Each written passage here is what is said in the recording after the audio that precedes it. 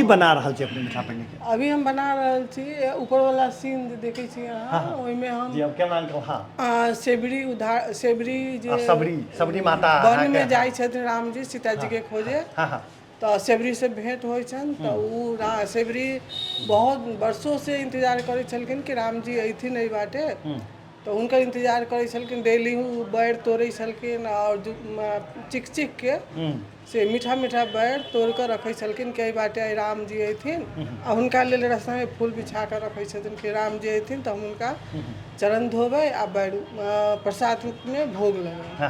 तो राम जी उहे अयलखिन, जब उनकर तपस्या सफल भेले अयलखिन तो उहे बैर खिलाबै छथिन। से दृश्य छै रे।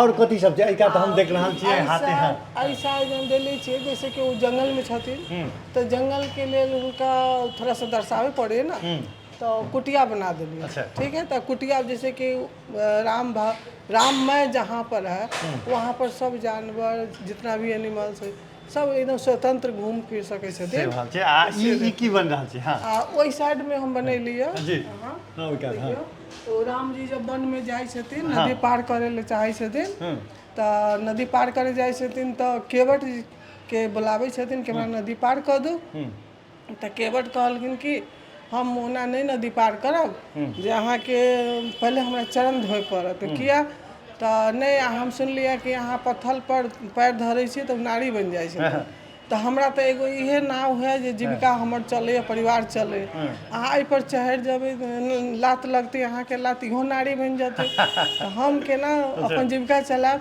तो ओहि लेल हम अहाँ के चरण धो के हम चरणामृत पियब आ देखे छियै कि हम नारी बनै छी कि नहीं, तब हम अहाँ के चढ़े देब। दर्शकबिंद ई प्रवचन करऽ वाला सब घर घर में सबके बुझा देने छथिन जे की रामायण में बात सब छै जे ठीक छै। ताहिके बाद और की सब छै? हाँ ओकर बाद जब राम जी नाव पर चढ़लखिन तो वही सीन देखा रहे कि नाव पर से केवट जे है पार